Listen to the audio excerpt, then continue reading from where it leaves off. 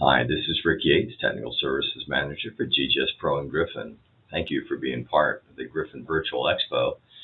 And the first educational seminar that we'll be doing this year is on hot topics in pest control. We like to use these hot topic presentations at the Expo to really be free ranging, and we can discuss whatever we think is new and important and trends that we see in the industry in terms of pest control, and this year is no different. Last year, we had 3 new fungicides to talk about. However, there were no insecticides or miticides that had been introduced. We'll fast forward 1 year, and we're finding that there's 1 new fungicide, and that's it. In fact, it's Pest, which we mentioned last year but didn't have the full label on, so we're going to go a little bit more in depth this year, let you know about that exciting new product. In terms of biocontrols, there continues to be new developments in terms of packaging, application equipment on the way, and also there's a new BCA coming, and hopefully this year you'll see that introduced into our market. I think the take-home message is, with the fact that there's so few new pesticides coming in to our industry, it's really slowed down to a trickle, that we're going to have to be really careful with the modes of action that we do have to be wise stewards of that chemistry. I think we're also going to need to do a little bit more than that. We're going to have to continue to explore biocontrols, and for a lot of us, that's going to mean integrating that into our pest control programs. And also, we're going to spend some time talking about microbial insecticides, which I think solve a couple of the issues in terms of resistance management. Talking about things we need to do to be good stewards of the modes of action that we currently have, we really need to spend some time talking about resistance and what's behind it and what we have the power to do something about. So we're going to spend a little bit of time talking about that as a kickoff to the rest of the day's presentation. Resistance really needs to be defined. Just going out and spraying and not getting the results you expected one day, it doesn't mean that there's resistance to that product. However, the way it's defined, repeated failures, especially if we know that the proper label rates are being used and all of the precautions on the label are being followed, and over a repeated period of time, we're not getting a level of control that one would expect that's economically important to us. And that is really how we want to define resistance. I'd like to give you a couple of examples that you might be able to relate to in terms of the depth of resistance that's occurring in our industry. The Cubi type whitefly, which is primarily seen on poinsettias, but other crops as well, are highly resistant to most pesticides. In fact, the neonicotinoids, we have used Safari for many years as the best treatment, the backstop, and we used to drench Safari at 12 ounces per 100 gallons and get nearly 100% control in up to 8 weeks. Well, over time, that started to erode, and we found that we had to move up several years ago to 18 ounces per 100 gallons to get that same level of control. This past poinsettia season, towards the end of the crop, we had 3 or 4 growers that were not able to get control at 18 ounces per 100 gallons. Ended up using the maximum label rate of 24 ounces per 100 gallons to get control. So it really points out the need for resistance management and rotations by mode of action. We'll cover that in a little bit more detail. Another good example will be thrips, which have been resistant to spinosad, or the trade name Conserve, for many years now. And it is the resistance is so well entrenched that the newer product, Expire, which contains a product that's a next generation of spinosad, thrips that are resistant to Conserve are also resistant to Expire. Now, Expire is a really good product, and we use it for a lot of things, aphids in particular, but for thrips, we have that issue going on. Spider mites are probably the worst case scenario for a lot of reasons. One, their reproductive capacity is, especially during hot weather, hot, dry weather, is so rapid that so many generations per year have to be treated. And when you talk about some of the spider mite havens, like the tropical crops coming out of the Gulf Coast region where they're in year-round production, you put those two things together, and there are spider mites that are resistant to really all of the labeled miticides that are out there right now. So we'll talk about that in some detail here a little bit later on also. In terms of diseases, Pythium and Phytophthora, for example, are highly resistant to subdue max. Not every species of them, but quite a few. Some of the important ones, we're rotating that pretty deep into the rotation to try to avoid that. And botrytis is resistant to many, many fungicides as well. We'll cover that in detail. It's not limited to insects and mites and diseases, weeds. There's a lot of resistance developing out there, not only to some of the contact herbicides such as Roundup, but also pre-emergent herbicides as well. So you can see we really got our hands full. So how does pesticide resistance even get started? Well, there's enough genetic variation within a population of pests. There's almost always a few that have some genetic variation or mutation that allows them to overcome the treatment. And if only a few of these pests survive that treatment, what's left to breed together are the ones that have some degree of resistance already. So over time, as their progeny, some of their progeny will be even more resistant than the two parents were. And you can see gradually over time, if we continue using the same pesticides to try to get the job done, we'll keep selecting for the most resistant until we end up with a population that doesn't respond well to the pesticides whatsoever. Long residual products have a particular risk. Now, as growers, of course, we love products we can put on to get 6 to 8 weeks control or more, and there's obviously a lot to be said about that. The downside is that when you have a product like that, there's a long period of time as the residual from that pesticide slowly degrades over time. There's a long period of time where the pests that remain are exposed to a sublethal dose. So only those in the population that have a little bit of resistance to it survive. And again, that can start that cycle. So long residual products, we mentioned Subdue Max, products like Safari is a drench. You can think of others. They're particularly vulnerable to resistance because of all this. We're going to get in touch with our inner geek here for a little while. I think it is important to at least briefly discuss the different mechanisms for resistance to help us understand how this problem develops and intensifies. One type of resistance activity is metabolic, and this is the ability of this organism to either break down or totally destroy the toxin faster than other insects or diseases in that population, and again, leaving behind those that have this ability to increase over time. Also, altered target site resistance. Almost all the products that we use work on a particular site or sites within the insect or the disease in order to cause their effects, and this population of insects has some type of modification that can stop some or all of the toxin from binding to these sites, and that's how it reduces the effectiveness. Also, penetration, what we're talking about here is the ability of that pesticide to get into the organism. Sometimes you have cases where resistant insects may have a thicker cuticle and actually stop it, the pesticide from getting in that way. Others, and we see this with aphids and so forth, where they molt their skin so rapidly that if I spray this evening and overnight that insect molts its skin, then there may not be time for that pesticide to get into the insect and do the damage. And we also see this with microbials, where we spray the microbes on the outside of the insect, and if they molt faster before it has a chance to germinate and take hold, it can develop resistance that way. So we'll talk about that in some specifics. Some more behavioral resistance. This is where the insect senses the issue and is able to take avoidance behaviors to get out of the way of the spray, to go find a place to hide where the spray concentration is not high enough to cause a problem. And also, it's important to know that sometimes you've got more than one of these mechanisms at a time going on. So you can see that the battle to continue to produce pesticides, whether they're insecticides or miticides or fungicides or even herbicides, that can outsmart the organisms is ongoing, and I don't think it'll ever stop. So what are some of the practical mechanisms that lead to these sublethal doses which can encourage resistance? Well, first of all, especially during the growing season when insects and diseases can move in from outside of the treated area, they may arrive on site even after the pesticide, which may have been very effective at full strength, has already begun to degrade, so they get exposed to the sublethal dose. And again, only those organisms with some resistance survive. Poor spray coverage, this is something that growers can work on. Having the right spray equipment and using it properly to get very good coverage. That way we know that we've got what's known to be the effective dose of the active ingredient all over the leaf surfaces, so that there aren't insects or diseases being exposed to less than a lethal dose.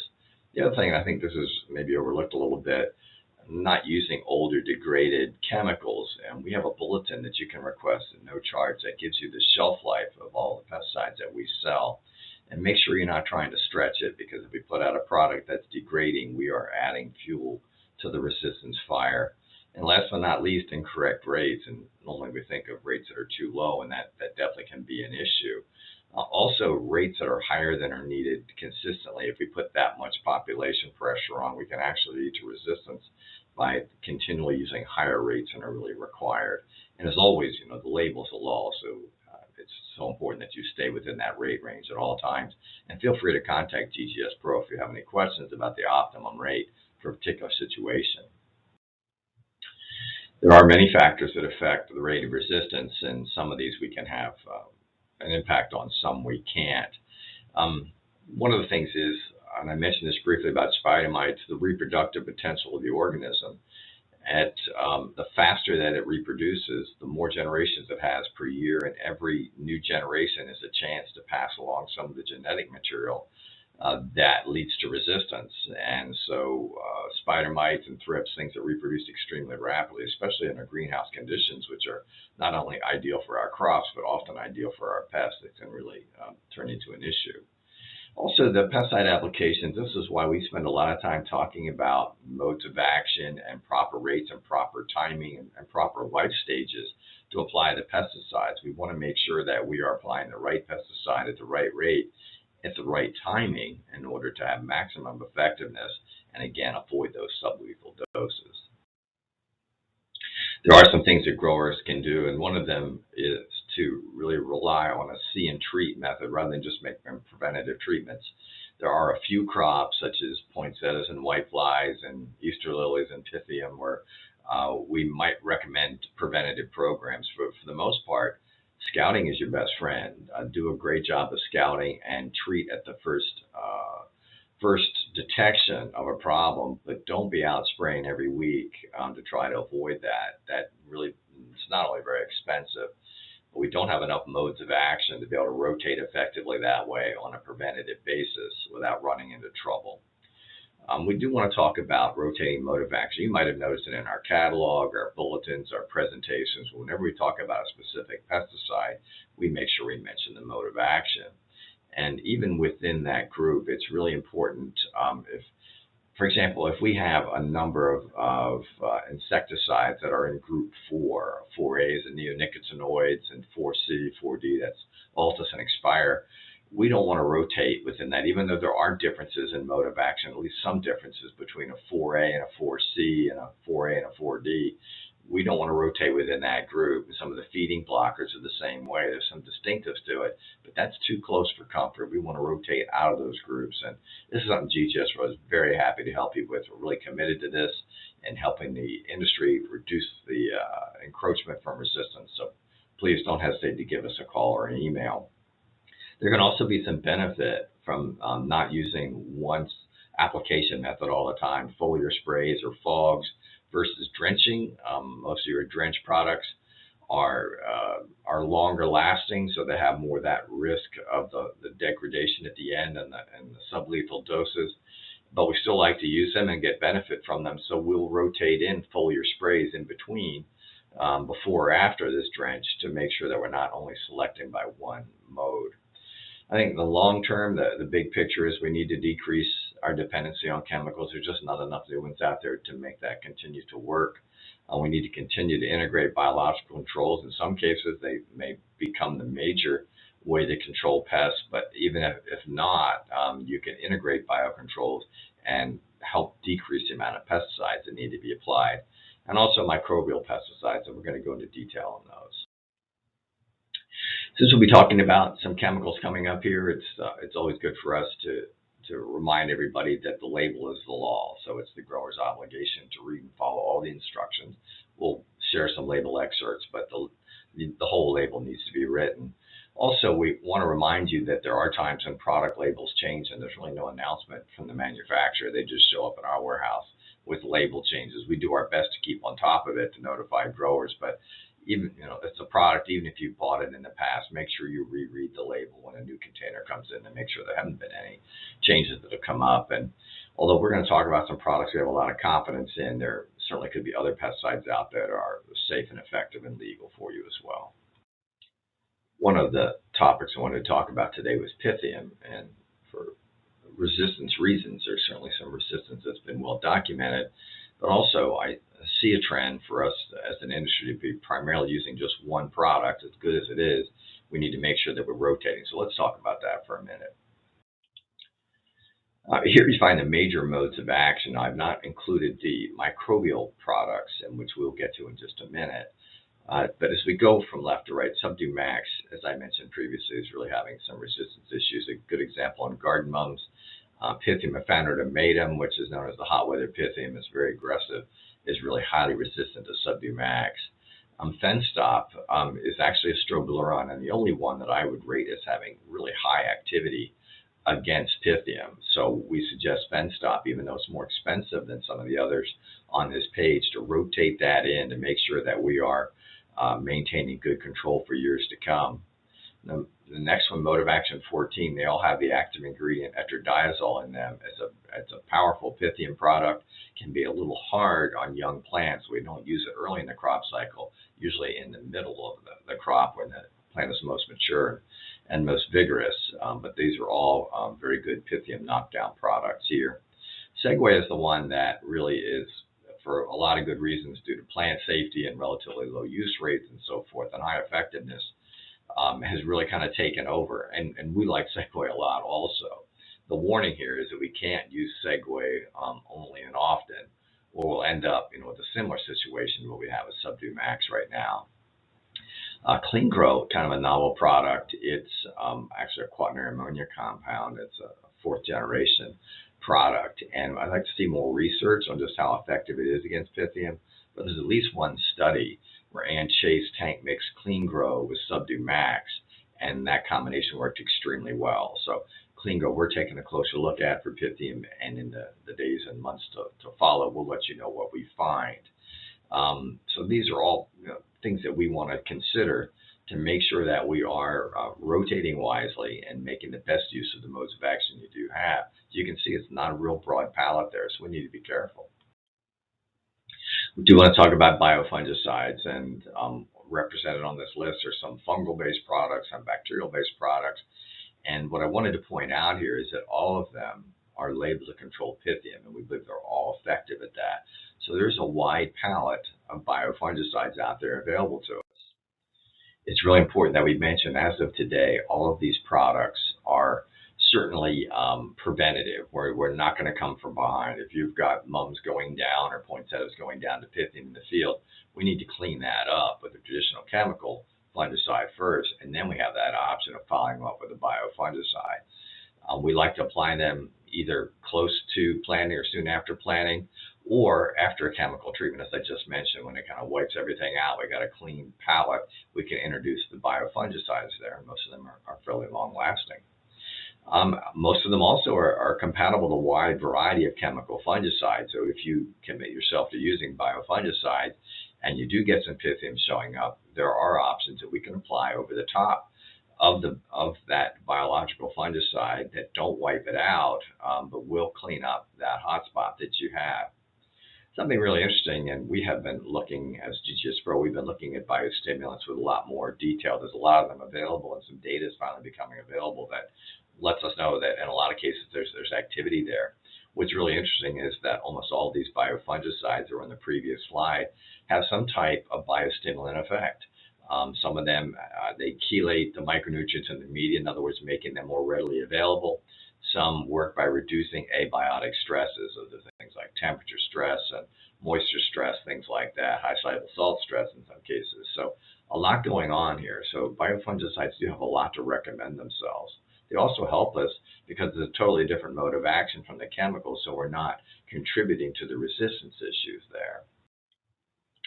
This is some research done by a friend of mine, Dr. Michelle Jones from Ohio State University, and she is really one of the researchers that's taken the bull by the horns in terms of trying to quantify biostimulants. And you might find this really interesting that Cease, which is a biological fungicide and actually a bactericide, in her trial here, actually enhanced the growth. Now, if you look to the far left, you'll see they were only feeding these petunias at 50 parts per million, and the plants that didn't have any type of treatment look like petunias that have been fed at 50 parts per million. Not a lot of growth going on there, but look at cease. Even at that very low rate of fertilizer, is growing and flowering quite well. Now, to the right of that, Myco-Apply All-Purpose, that is a mycorrhizae, and you can see that benefited the plant as well, not as much as the cease. Now, we know that mycorrhizae takes a longer period of time to establish, so that early in the crop cycle, the full benefits of the mycorrhizae haven't arrived yet, but you can see significant improvements there. And here's the same two products, but applied to two different crops. And what Michelle's doing here was showing the difference that different crops respond differently to biostimulants. But here's cease, again, a biofungicide. That's a great looking petunia, if you ask me. You can clearly see the difference compared to the control plants on the zinnias as well from both treatments. I'm going to shift to talking about botrytis. Unfortunately, botrytis resistance to fungicides is enormous, and particularly in a protected environment like the greenhouse culture, but not only there. We know in strawberry fields outdoors they have tremendous problems with botrytis and resistance to those fungicides. It's very common, as I mentioned, and I like, whenever we're talking about botrytis control, I like to start off by saying that cultural practices are really our first line of defense. If we do not alter the environment in favor of the plant and away from the disease, even the best fungicides will fail. Botrytis is a tough competitor. Only 2 to 4 hours of free moisture on plant surfaces are enough for botrytis spores to penetrate otherwise healthy tissue. You don't even need a wound. And we think about crops being grown cool, and in the morning there can be a couple of hours where there's free moisture from dew and condensation on those plant surfaces, and this is all we need to get botrytis started. And something else I always like to mention is that we need to get the diseased plant material removed and out of the greenhouse very quickly. I have seen cases where growers have sent a crew in to clean a bench of geraniums, and they have these 5-gallon buckets full of diseased leaves and old flowers that have botrytis spores, and they're still sitting in the aisleways in the greenhouse, and they become volcanoes of botrytis spores. So if you've done the hard work of getting that crop cleaned up, by all means, get the debris outside the greenhouse environment. There's some other things we can do to limit disease pressure and therefore resistance pressure at the same time. A lot of crops, most crops, will actually tolerate a lot more nitrogen fertilizer than they really need. And so we try to help growers understand what is the minimum amount of fertilizer that's required to have a great looking crop. And we get into luxury levels. We know that it encourages many foliar diseases, including botrytis, but also powdery mildew. So we want our crops to look great and to grow quickly, but excess levels of nitrogen can be really problematic. We also want to make sure that when we're talking about botrytis, there should be at least 3 different modes of action in rotation. And again, this is just acknowledging how rapidly botrytis can develop resistance. At Clemson University, they set up a lab to study botrytis resistance. They started it to really try to help out the strawberry industry, and in one set of trials, they used 7 different modes of action, and the botrytis was resistant to all 7 of those. So we need to be really careful with botrytis, because we know that botrytis is the most common foliar disease in greenhouses, and costs us a lot of labor and sometimes crop losses as well. Something interesting and very encouraging is that foliar sprays of calcium have proven to be very effective in controlling botrytis. Going back to the lab at Clemson University, we'll talk about how you might integrate calcium sprays into your control program. Now you can see we do have a pretty good number, and there's another slide here, of fungicides that are effective against botrytis, but we need to talk our way through it to make sure we understand. Now you can see there's some common mode of action numbers here.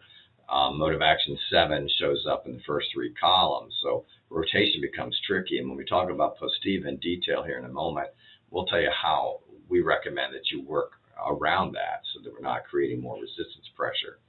Any of these products where you see an asterisk after it means that it has at least some edible crops on the label. Afton, I think, is a little bit underrated. I think it's because it really is a one-trick pony. At this point, the only disease on the label is botrytis, but it's highly effective. We found it to be not only a knockdown, but a preventative, and with excellent plant safety. So that's one you might consider. Growers have really taken to the mode of action 7-11 combos. The 11 is strobilurons, which give you longer residual control but are not knockdowns. They're combined with the knockdown, which is your mode of action 7 product. And all these products are very successful against botrytis. Again, I think another underrated classification, these products all contain fludioxonil, and they are highly effective contact knockdown products for botrytis and have about a week's residual. They're not translaminar systemic, so they don't move through layers of tissue, so spray coverage is particularly important there. Really good knockdown. Now, Decree, we feel like there's so much resistance to Decree that we typically don't recommend it anymore. It's been well documented. I know there's some other parts of the country that seem to still do fairly well with Decree, but we mention it, but we really don't recommend that you put it in your rotation at this point. Affirm is going to be kind of a breath of fresh air. It's the active ingredient is polyoxin D, and EPA considers it a biopesticide, and we have found it to be a very good quick knockdown and about a week residual, not only for botrytis, but it also is very effective against powdery mildew and aerial rhizoctonia, and very safe product to use, 4-hour REI, so we like that quite a bit. Going old school, Daconil and Spectro contains one of the same active ingredients as Daconil. Very good preventatives. We don't see in the strong eradicants, but very good preventatives. And when you see the mode of action code, it says M5. The M indicates that there's multiple modes of action. And products that have multiple modes of action, it's much more difficult for insects or diseases to overcome them due to resistance. And the active ingredient in Daconil, chlorothalonil, has been around since, I think, right after World War II, and there's still no documented cases of resistance. So that's pretty unusual to it. Then we get into some of the biofungicides, and we like all of these. You see the list there, starting with cease. These are all products based on different strains of bacillus. We think they're all valuable. Again, remembering that they're preventative only, but they're very good preventatives, and they're very broad spectrum as well. They will prevent much wider palette of diseases than just botrytis. Botrystop is another microbial. I think it's underused as well. And Guarda, which is actually a patented formulation of thyme oil, controls botrytis and other foliar diseases as well. Getting back to the research on the calciums, Dr. Jim Faust and some of his grad students showed that foliar sprays of calcium chloride prevented botrytis. And some of the trials, I saw one trial where they compared it to palladium, and it did as well as palladium on non-resistant botrytis, and actually did a better job than palladium if they used a strain of botrytis that was resistant to the palladium already, as you might imagine. They were using pretty much 500 parts per million. They have used higher rates as well. We don't feel like there's a need to go higher than 500 parts per million. In fact, we actually recommend a little lower rate, which I'll show you in a moment. We do know that repeated sprays of high rates of calcium chloride dihydrate can cause a bit of a PGR effect on some plants. So we don't think it's necessary to go that high. We're getting good results at lower rates. So we'll go there next. So we think the range of 325 to 500 parts per million is good. We like them to be weekly sprays. Now, we know that calcium really needs to have free moisture on the leaf surface in order for the calcium to penetrate those cells. So we apply it like a heavy cycocell spray, a heavy mist. You don't need to spray it to run off and get up underneath the leaves and all of that. But we want to make sure there's enough moisture on there that we could get good absorption. And that also dictates the time of day that we make those applications, because we want to apply it not at full sun in the middle of the day, in the morning or the evening hours, where it'll stay wet a little bit longer in the leaves. We know that's going to give us better uptake. And the great thing is most of the common pesticides we use are tank mixable with it, so you don't have to make a separate spray in order to gain the benefits from this. So here's the dilutions, and the rate we've been giving growers for several years now is the lowest rate on there, the 1 pound per 100 gallon rate. I have no problem if you want to go as high as 500 parts per million. I would be cautious going higher than that, even though the literature indicates in some cases it has been safe, but we just don't feel that it's necessary. So Steve, we covered it briefly last year at the Expo. We didn't have the full label or the technical slide deck to go with it at that time, so we've learned a lot more about it. So I wanted to mention it again this year. It is a dual mode of action product. It has translaminar systemic activity. I think it's really important to define that when we talk about a translaminar systemic. That is the compound that, when it's sprayed on a leaf surface over a period of a few hours to a few days, will move through the layers of tissue and get to the other side of the leaf. And I think the advantages of that from a coverage standpoint are really obvious. We do still suggest that you do your very best to spray both leaf surfaces or use a fogger to get that, but the fact that it moves around in the leaf tissue, really, really useful. And you can see with the two modes of action that it has, that the list of diseases that it controls is quite broad and varied.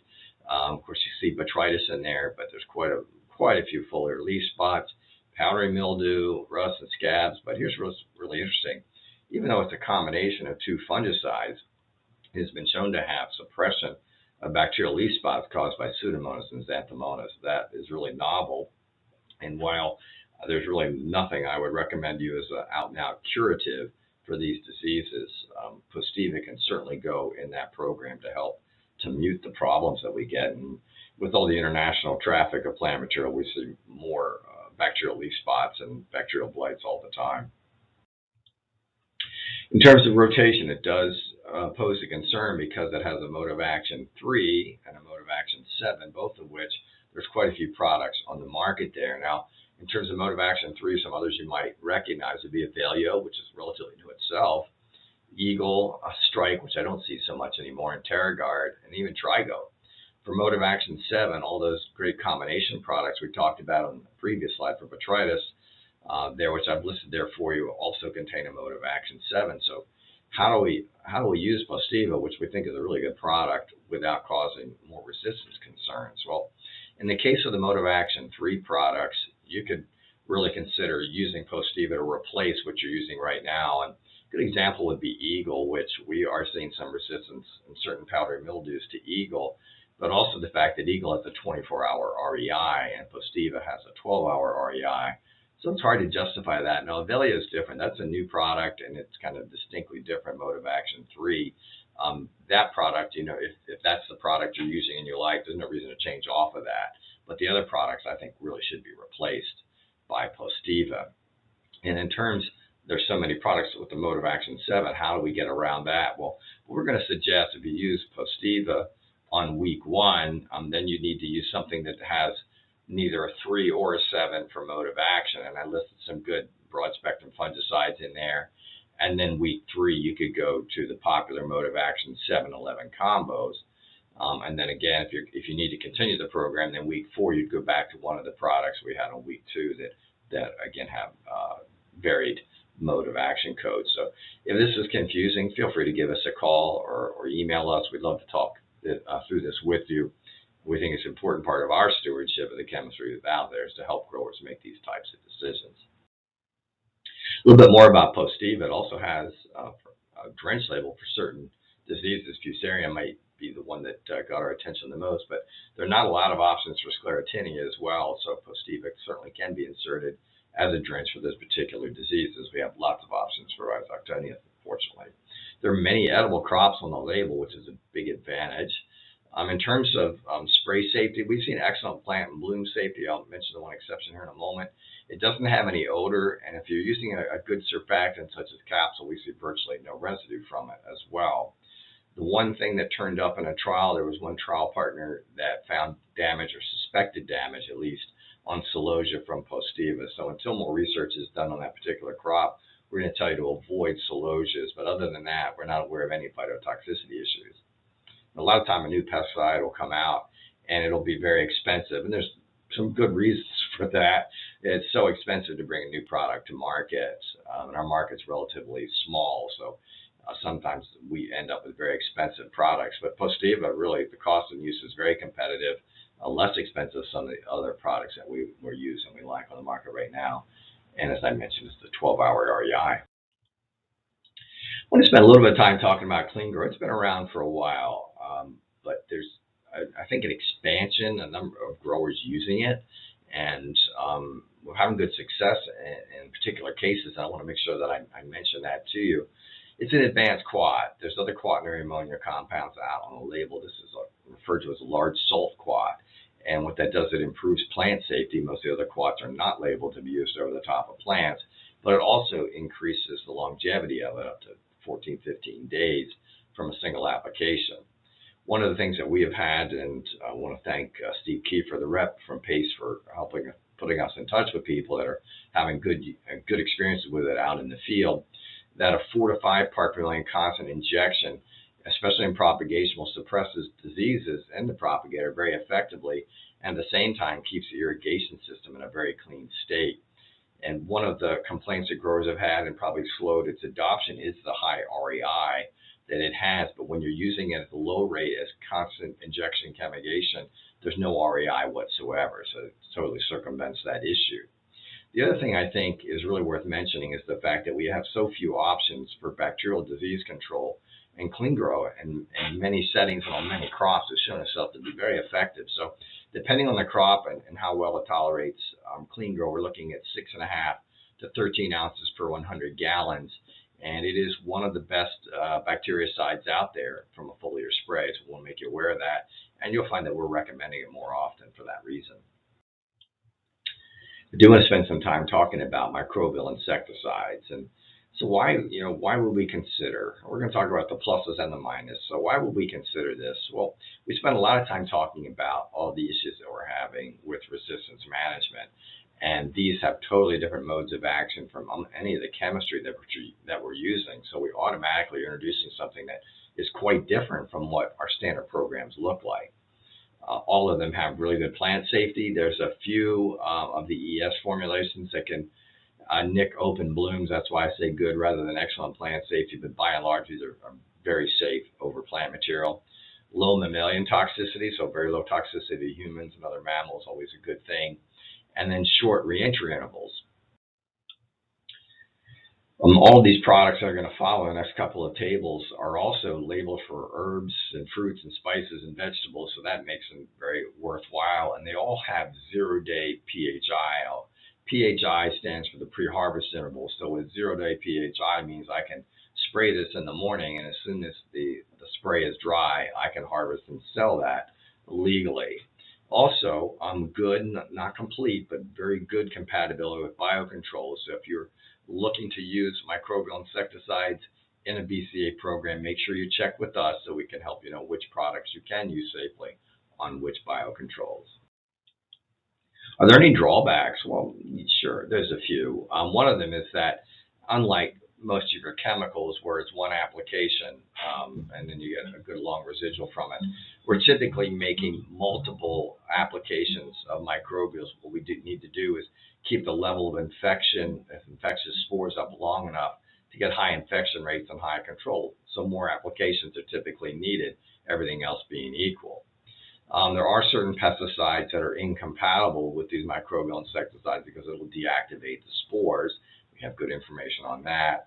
And they tend to have a shorter shelf life, where most of your traditional chemistry has a shelf life of 2 to maybe 4 or 5 years. If they're stored properly, most of your microbials are a year or less, a few exceptions to that. And most of them benefit from refrigerated storage, so that usually requires having a separate refrigerator so that we're not putting our microbial insecticides next to our bean salad in the refrigerator. Let's talk a little bit about the options that we have out there in terms of microbial insecticides. Well, most of the products you see there on that list are variations of Bavaria bassiana, different strains. However, Ancora and No Fly are both different strains of Basaria. And there's some more on the way.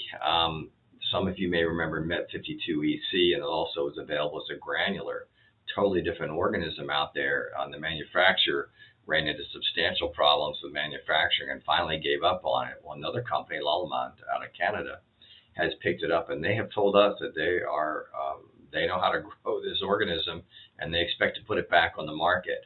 And it was very effective against thrips and pretty effective against spider mites as well. So we would really like to see MET52 come back on the market. The granular form of it was very useful applying it to the soil surface because the prepupal and pupal stage of thrips pupate on the surface of the soil, and the metarrhizome is natively occurring in the soil. It's very long lasting, so we can see that as a part of even traditional chemical programs to apply it to the soil to help out with thrips. So we can do some things to improve the effectiveness of the microbial insecticides. And one of them is being careful about the time of day that we apply them. If we can apply them during periods of time when the relative humidity in the greenhouse will be high for several hours, that helps with the germination of the spores. So really early in the day, but better yet, towards nighttime or on rainy days, we know that the humidity will stay higher for several hours. That's really all that's needed to give them a push. Also, we know that based on some research by Dr. Michael Brownbridge, that tank mixing these products with an azadirachtin-based insect growth regulator, and you'll recognize a lot of these names, they're all good products. What happens is that they slow down the molting process of the insect. Therefore, the spores stay on them longer before the insect is able to shed that skin and molt. And so you get much better infection rates of that. We talked about this being one of the modes of action of resistance that insects can employ, and that is molting, rapid molting. So these products go in the other direction. They slow the molting process down. This is a program that we've been using successfully for many years, and it's combining microbial insecticides with these azadirachtin-based IGRs. So we know really popular for aphids, thrips, and whiteflies, but there's some other insect pests that would work on as well. So on day one, we make that tank mix, and then by day 4, we only need to apply. In fact, the labels only allow us to apply the azadirachtin IGRs every 7 days, and they're effective, longer than 4 days anyway. So we just apply on day 4 the microbial insecticide, and then day 8 we're back to the tank mix again. Now we told you that one of the drawbacks of microbials is we have to make more sprays, but in most cases we're willing to do that to gain all of the benefits. This program could be extended in the same rotation where every other spray just has the microbial insecticide as long as necessary. We do recommend capsule, not only because some of the microbials can leave a little bit of residue behind that you can see if you don't use it, but also it aids in spreading and making sure we get the maximum amount of spores on the insect or the spider mite bodies. There's some bacteria-based microbial insecticides as well. Everything we mentioned previously was fungus-based. Grandivo is an interesting product. It was actually isolated from soil at a USDA research station out in Western Maryland, and as a chromobacterium that has different characteristics than we're used to. What the research has shown with Grandivo, it is not a fast product, and where we typically will recommend a see and treat basis. We don't spray till we see something. If you want to use Grandivo, you need to take a different approach. So this is a case where you would go on a program and you're going to spray it every week. And one interesting trial controlling thrips on strawberries, that 3 sprays were made a week apart, and actually the thrip population didn't start going down till the last week. They continued to take the numbers for 3 weeks after the spraying was done, and the numbers of thrips continued to go down. So it indicates to us something, it's affecting something in the fertility of these insects, and it's more of a long-term proposition to use Grandivo effectively. But again, this is something you might really want to consider, especially for edible crops, but not only for edible crops. Venerate CG is another product. These are both from Marone Bioscientific. It's actually a bacterial disease that the pathogen itself has been deactivated by heat, but it still has insecticidal and some mitocidal properties as well. So see, there's pretty unique things going on here. Our strategy really needs to be, with any of these microbials, to start early in some cases where pest pressure is coming preventatively, and keep the reapplication intervals relatively short. And just like the microbial fungicides that are based on fungus, these bacterial-based ones can also be improved by the addition of an azadirachtin-based insect growth regulator. Just to give you a little bit of specifics, if you're interested in the active ingredient, you see it there, and this is the chart I'm hoping you'll keep in your handout as a reference for you. It does list the major pests, and you can see that the bacteria-based ones like Grandivo tend to have broader spectrum of activity than the fungal-based ones on there. They all have their place. Many of them are OMRI listed, and you can see very short REIs there, 4 hours. Here's a few more. Now, Microtrol is essentially, it's Botanigard, but it is has a different carrier in it, and the hope was to have it be OMRI listed as an organic product, but unfortunately OMRI still didn't approve of the new carrier. However, the Washington State Department of Agriculture, which also does organic listings, does consider it organic. Both Botanigard and Mycotrol, which have been sold through Bioworks for many years, and they've done a great job of developing the brands and supporting them. Certus is the manufacturer, actually, the basic in the microbial activity there, and they have pulled that product back. So sometime this fall, the Botanigard and Mycotrol products will come from Certus and not from Bioworks. No Fly is one that we picked up. Ancora has been having a lot of problems, production issues, and just now starting to tiptoe back into production. So we picked up No Fly, and our growers are giving us very good reports on that. So we're going to continue to sell it. I do want to point out, although Ancora is now starting to become available on a limited basis, they had to revert to the original formulation, which was on a brand carrier, which requires decanting. So we're going to go slow with that. We have decanting instructions for you if you want to use Ancora. We think No Fly is a suitable substitute at this time. Velifer is an interesting product, even though it's another Bavaria. Two things. It's a different strain. It also has an oil dispersion type of carrier to it. And one of the interesting things about Velifer is it does get very good mite control, not only spider mites, but we recently found out from the manufacturer, it also controls broad mites. And we thought it was because of the oil carrier. That's not why. The active ingredient itself, this particular strain of Bavaria, does work on mites as well. So it's not OMRI listed, but it is labeled for edible crops. We think Velifer is a really good product to consider. And then we mentioned Venerate there as being one of the bacterial-based products. Okay, so we wrapped up our discussion on microbial insecticides, and I want to talk about horticultural oils. And the reason I'm bringing it up, and I'm well aware that some of you back in the day had some issues burning plants with the horticultural oils, and I want to make sure we help you understand why that happens and how to avoid it. But I think it's particularly important in our conversation about resistance management because two of the pests that the horticultural oils are particularly effective against are ones that have big resistance issues, and that would be mealybugs and spider mites. As you can see, there's other insect pests that are controlled, and also some foliar diseases such as powdery mildew can act as a suffocant there. And that's how it kills insects and mites. It clogs up all the air openings and it suffocates insects and mites. So the killing is relatively quick. Within 30 minutes or less, all the killing's done. And when we talk about application methods to avoid damage, that's going to become really important. But bloom safety is never going to be good on the oils.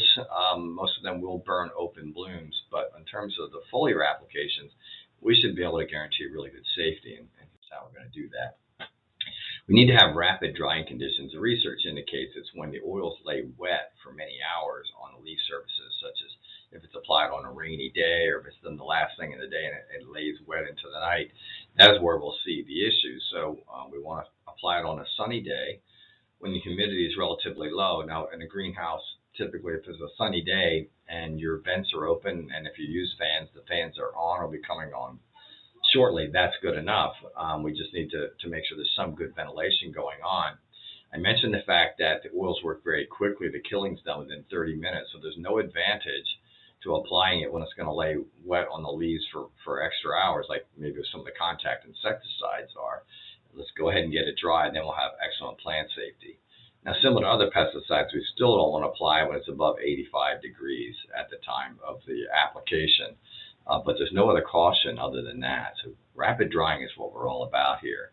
Something else I think has caused some damage issues in the past is that your oils and water naturally want to separate from each other. So if we put them in the spray tank and we don't provide constant agitation, the oil will separate from the water and you end up spraying a whole bunch of oil and a whole bunch of water, and then the oil is too concentrated and that causes the damage. One of the products, Sulfoil X, is actually a microemulsion. If you open up the container, it looks more like mayonnaise than it does oil. That is a microemulsion, meaning that the particles are separate into very small individual particles. And as such, it stays in suspension better in a tank mix. So still want agitation, but Sulfoil X is going to be a lot easier to keep in solution than other types of oils. We feel like both Suff Oil and Ultra Pure Oil are really good oils. We think they're the two best on the market for greenhouse culture. So we highly recommend both of those. There's also a wide number of plant essential oils that have some certain different characteristics to them. You may be familiar with some of these names: Captiva Prime, which is canola oil, and garlic. So just beware, your greenhouse is going to smell like garlic. That may be good or may be bad depending on how you like that smell. But you can see others have other essential oils in them, and they all have varying characteristics. Now, there's two more that I want to point out. Picana is based on canola oil, but it also contains natural pyrethrins in it, so you get the benefit of the pyrethrin activity. Triax 70 is based on neem. I'll be honest with you, of all the oils here made on plant essential oils, I'm not really wild about the neem oils. They tend to be really thick. They're more likely, in my mind, to cause phytotoxicity because they leave thicker, waxy deposits on the leaves. So if you're using Triact or a similar product and you like it, don't let me talk you out of it, but I think you might prefer some of the other products. All the products on the previous slide have edible crops on the label. Many of them are OMRI listed. One thing I do want to point out, I'm going to say there's some controversy out there because we continue to see articles written about using Suff oil or other oils as plant dips. And as of today, none of the oils on the previous page are listed as plant dips. Now, Suff Oil X may receive a revised label sometime this year that will allow for dipping, but up to now, it's not the case. Now, there is a product called TetraCurve, which is another plant essential oil that does have plant dips on the label. And our strategy is if Suff Oil does not receive its label to add plant dips to it, that we'll pick up that product, because come next spring, we would like growers to have the option of dipping incoming plant material, especially unrooted cuttings, in horticultural oils. So we'll keep you posted on that. You just talk about spider mites. They are probably the epitome of resistance, at least in greenhouse culture. And you can see in this close-up of the mandevilla leaves, they have a piercing mouth part. They pierce up from underneath the leaf, and they suck the chlorophyll out of a cluster of cells. And when they do, you can see the white stippling marks. And if we don't stop them, they'll eventually turn the leaf bronze or yellow before it falls off. As a case, too, we know that oftentimes under high populations, especially in hot, dry weather, they will cause webbing. And I hope you can see that in the picture, and you can see the mites rampaging their way across the webbing. And this is a dispersal method that they use to help the spider mites spread out when they're becoming overpopulated. Here's a close-up. Interesting that the immature stages of the spider mites don't always show the black spots, but it's distinctive in the adult stage there, and a very good diagnostic. You can see an egg over to the right, looks like a perfectly round bead of sap. That's a viable egg. If an egg has either died due to dehydration or from a mite growth regulator that was applied, it'll turn dark amber color and start to shrivel. In the lower left-hand corner is my favorite biocontrol of all time, as Phytocilius persimilis. The picture is not to scale. Persimilis is about the same size as spider mites. I'll tell you why I like persimilis so much. Resistance pressure really intense, and I mentioned briefly earlier about spider mites, and especially in the southern locations where there's year-round production on tropicals, which are very good hosts for spider mites, but this can happen anywhere and does happen anywhere. There are very effective biocontrols for spider mites. The problem that we have is that growers are buying in materials from the south and transplanting them in their greenhouse, and then want to apply biocontrols. Because so many miticides have been sprayed, some of them have relatively long residuals. If they release biocontrols right away, the biocontrols die because they're subject to those toxic residues. However, there are some remedies to it. There are some products that we can apply that have very short residual that will hold the spider mite populations down long enough to let those more toxic residues subside, and then we can move to biocontrol. So the horticultural oils that we just mentioned, and some of your microbials, Ancora and No Fly, Grandivo, Velifer, all of them have short residuals, so we can spray them to hold the mites down, and within the week we can go apply our BCAs after that and not have any side effects. So that'd be a really nice transition from what they were sprayed with before you receive them. Before you transition to biocontrols, you have some products you can use here that are effective enough to hold the mites down until we get rid of that residue issue there. As always, DGS Pro can help you have a tremendous database that shows compatibility between commonly used pesticides and commonly used biocontrols. There's still some holes in the data, but we have a lot of information, and we can help you make those types of decisions. I mentioned that Phytocilius persimilis is my favorite biocontrol. I consider it to be the Marine Corps of the biocontrols. Typically, we're always talking about you have to use them preventatively or at the first sign of the pest. In the case of Phytocilius persimilis and spider mites, they really can be used curatively. They are very interesting creatures. They're blind, so they find their prey by the sense of smell. They also have another unique characteristic that they only move up in the plant, so you need to apply your persimilis on the lowest leaves. They'll eat their way up all life stages, including the eggs, but they won't come back down again. So sometimes an additional release is needed to pick up the stragglers because they won't come back down the plant, but we like it quite a bit. Preventatively, there's a lot of Amblysia species of predator mites that we use for other purposes. Some are spider mite predators, specialists, others are not. But all of these in sufficient quantities will really hold down a spider mite population. Now, Andersoni and Californicus are used primarily for spider mites, although Andersoni will eat thrips in a pinch. They're kind of the opposites. Andersoni is noted for the fact it's effective in greenhouse temperatures down to 43 degrees. So overwintering perennials and roses, and cold frame houses, you can start really early your control there. Californicus is the opposite. It tolerates hot weather and low humidity really well. And low humidity can be very hard on the eggs of all of these Amblysia species, and they can dehydrate instead of hatching. Californicus is much more resistant to that. Now, Cucurbits and Swirsky are mostly used for thrips control, and they're very good at what they do. The one that we choose really has more to do with temperatures. If our night temperatures are 62 or above, Cucurbits is a good choice. But at higher night temperatures, 68 and above, Swirsky really shines there. Both of them will control spider mites and also broad mites, not curatively, but preventatively they'll do that. Swirsky also has a nice trait of consuming whitefly eggs. So our poinsettia growers sometimes put them out early in the crop when the temperatures are still high. But all of these Amblysia species will help with spider mites. What we need to know about spider mites that will help us, well, one thing we know, they actually prosper in low humidity. We talked about the fact that the predator eggs have a hard time when the humidity is low, but spider mites reproduce more rapidly when the humidity is low. So good air movement really favors their development. So where do we scout for them? Well, concentrate your scouting efforts any place there's incoming air, around vents and doors, even along walkways where there's good air movement down the center walk and the humidity will be lower towards the outside of the crop than the middle of that crop canopy. Those would be the places that you would want to spend more time scouting.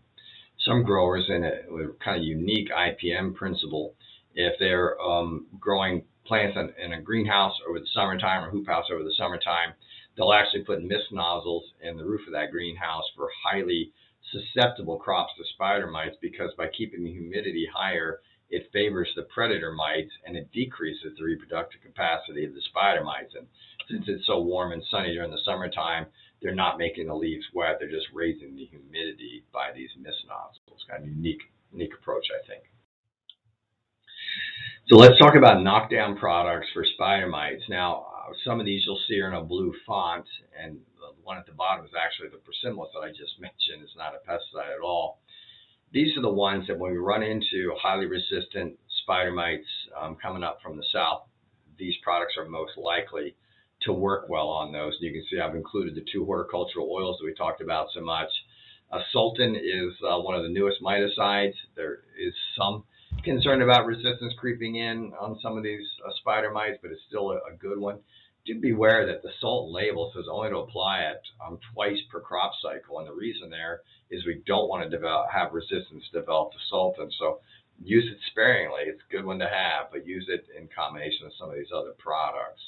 And all the products on here are good miticides, but when it comes to resistant ones, you really want to stick to the ones that are in the blue font. There's some more, and again, you can see most of these products we don't recommend for these highly resistant mites. And when you get down to the bottom of the screen, Savat and Contos, they share the same mode of action. These are both still showing good effects against all of the mites that are out there. They both have some phytotoxicity concerns, so beware about that. Contos, I should mention, is only effective against spider mites from a drench, so foliar sprays of Contos have very sketchy results on spider mites, but drenching is quite different. I did want to point out, as a younger grower, and I used to go to listen to entomologists speak about pest control, they would all say, well, use as many insect growth regulators as you can because insects could never become resistant to them. Well, we know the cubite type whitefly is resistant to all of the common insect growth regulators except azadirachtin. In this case, the mite growth regulators, see hexagon and tetrasan, mode of action 10A and 10B. A lot of mites are resistant to them already. And the reason for that, I think, is because they're both very long residual products. They last up to 6 weeks. And we talked about earlier how long residual products are more susceptible to resistance because of the long period of time that a sublethal dose is out in the crop. Let's talk about broad mites a little bit. Interesting creatures. They're very small, so there's high magnification here. One thing that's interesting is that the egg is nearly as big as the adult, and it has this unique geometric design on it. One of the characteristics of the adult broad mites is they're very reclusive, meaning that they're rarely seen out in the open like this picture. They're generally tucked deep down in the growing tips. I've even seen them in between the petals of Gerber daisy blooms. The eggs, on the other hand, don't move, don't hide, and they have this unique geometric design. So we often use the eggs as our diagnostic tool to decide if the symptoms we're seeing are associated with broad mites or not. They inject a toxin as they feed, so very often, because they're so small, they usually don't get picked up in normal scouting. But because the toxin's being injected, you start to see distortions in the growing tip tissue, and that's the sign that, hey, we need to take some of these growing tips off and pull them apart under a microscope or a very powerful hand lens to see what's going on.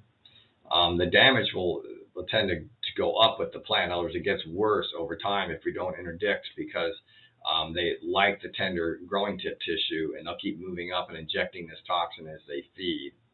They're found in protected places, as I mentioned, and that will have a big impact on the pesticide options that we mentioned to you in a minute.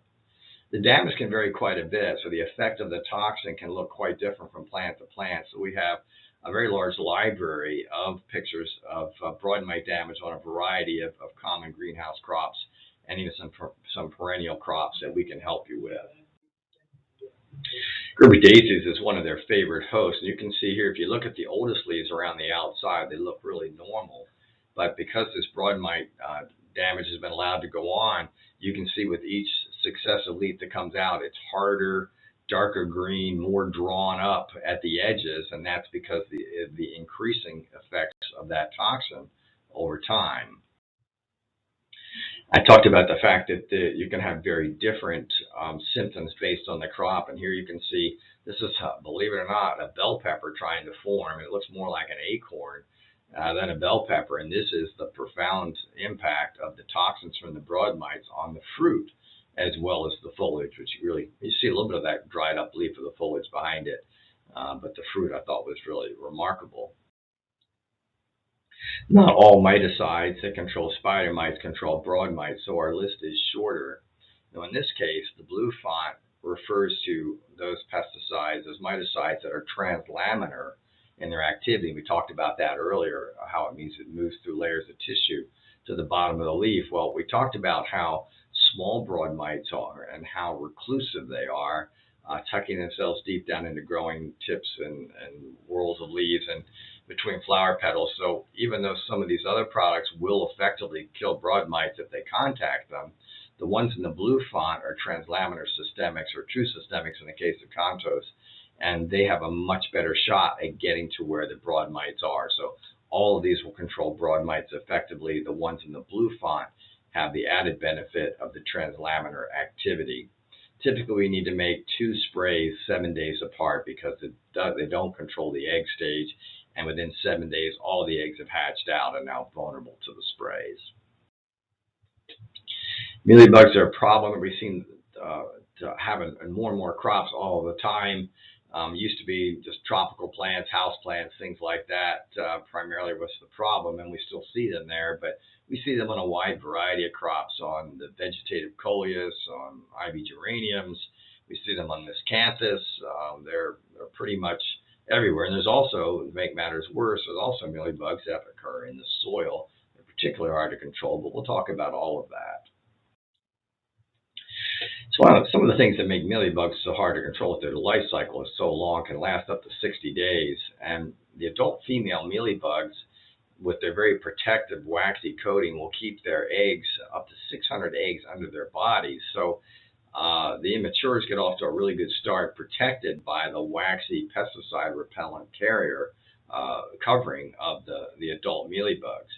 They also have another unique characteristic, is that the adult females can come down off of the plants for 2 or 3 weeks at a time. They'll hide up underneath the lip of the pots or under the pots, or come down off the plant altogether. And we may think we've gotten the control that we were looking for, and then here they come again. They come back up on the plant. Interesting that you would think that with that type of scenario, that a long-lasting systemic drench would be your best choice, and growers have tried that. Unfortunately, research by Dr. Ray Cloyd at Kansas State University indicates that when they used neonicotinoid drenches, and under a research setting went up to 8 times the label rate, they never got more than 50% control. My assumption would be that is because from drenches, these products accumulate in different layers of tissue than they do from sprays, because we do have some good efficacy on certain neonics foliar sprays, such as TriStar. So with that in mind, Dr. Cloyd and his associates in the lab out there at Kansas State did trialing on a large number of products as foliar sprays, and they listed some that if we make 3 foliar applications a week apart, we're using the same pesticide 3 times in a row, got excellent results. And some of them I have listed there: Altus and Aria and Rycar. Now, GGS Pro adds to that list TriStar, from our experience, is also very effective using that same format. And Prodia contains the active ingredient from Aria, so we expect good results from that as well. I do want to mention there are some mealybugs that inject toxins as they feed and will cause very similar distorted foliage to what we showed you on the broadmite damage. So here's a list. We do have some products that are effective against mealybugs. And again, the key is to use this format where we make 3 sprays. I mentioned TriStar, Altus, and Rycar already. Ventigra is another feeding blocker, a newer one. You can see it's in similar mode of action. It's a 9D and Rycar is a 9B. So use one or the other, but it also has shown good results in trials. Talus is a good insect growth regulator for mealybugs. If you're going to use Talus, our recommendation is to make 2 sprays 2 weeks apart. It's slow because it's an IGR. It's not actually killing them. It's stopping them in the immature stage. But we've had growers have very good success using Talus that way. Mainspring, particularly as a drench for root mealybugs, is effective. As a spray, we have some data showing results as a foliar spray. I'd like to see more, but that's a possibility. We mentioned Prodia and Aria. They both contain flunicimid. And earlier I mentioned horticultural oils. And again, if you can coat them, you can kill them. So that's a really good option as well. And then I do want to mention biocontrols. These tend to, it's probably one of the hardest pests to control with biocontrols, in my opinion. Cryptolaemus, also known as the mealybug destroyer. These warm greenhouses, it can take up to 60 days to get through a couple generations and build up numbers high enough to do a really good job. So maybe in an arboretum or someplace where you can continually release them over years and the plants don't get moved around very much, that might be a good option for you. We also become aware that lacewing will go after mealybugs, will help decrease the population. I don't think by themselves they'll give you adequate control, but if you're using lacewing for aphids and you have some mealybugs present, you can expect the lacewings to pitch in and help out. GGS Pro and Griffin were really proud to be able to represent some of the best biocontrol companies in the world, and one of those is BioBee, and there's a couple of updates from BioBee that I thought I would tack on here. BioBee has developed what they call an 80-20 program for ornamental growers, and the goal is to try to simplify biocontrol and make it a little bit more like a chemical control program. And their philosophy is that 80% of the crops that we grow in a typical spring greenhouse can use a single bio program. and I'll show you an example of it in just a moment, that have multiple biocontrols being put out on a regular basis. And then in addition to that, there's occasionally be the need to use some spot sprays of compatible pesticides. GGS Pro can definitely help you with that. About 20% of the crop, I call them troublemakers. These are ones that have particular pest complex issues or vulnerabilities that require some additional attention. So for that 20% of the crop, there would be some added releases, and some of the troublemakers would be crops like Gerber daisies and verbena, because of their propensity for supporting thrips populations, and ipomea for spider mites, things like that. So the part of the base program, this is an example that we received from Justin Levitt from BioV. So using Amblyseius swirsky along with the Artemia, which is a food source for the swirsky, lacewing eggs, and Amblyseius californicus, which is a spider mite predator, and all be applied through a blower. And I'm going to show you a picture of their new blower they're working on in just a moment. And for those 20% of the crops, some examples would be Aureus would be added to those crops that are thrips magnets. We mentioned Gerber daisies and verbena. Cryptolaemus for those that are prone to mealybugs, and then the Phytocilius persimilis for those that are prone to spider mites. And these have to be applied by hand, unfortunately.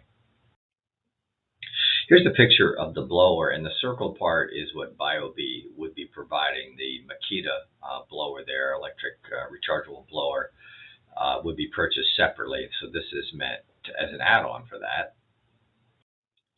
Some of the features, one is the control valve. It's really important to be able to control the airflow very precisely coming out of there, so we're throwing the biocontrols far enough, but not too far and not too harshly in terms of the velocity. And this particular control valve makes that possible. Some of the other features that we really like, and by the way, I want to mention that this is still under development, but we expect by sometime in the fall or early winter this will be available for purchase. We like the fact that the hopper is so large, it holds over 5 liters of material, which will allow us to cover a lot of square footage at one time without reloading. Because you might be holding this device up for a period of time because it covers so much square footage, as a second handle to make that more comfortable. So, questions, since this is a virtual presentation, we'll let you know that the GGS Pro team will be available at our either by our email address or at the phone number you see there, and we'll stay on the line for quite a while to see if there's any questions that come in. And as always, we really appreciate your input about future topics.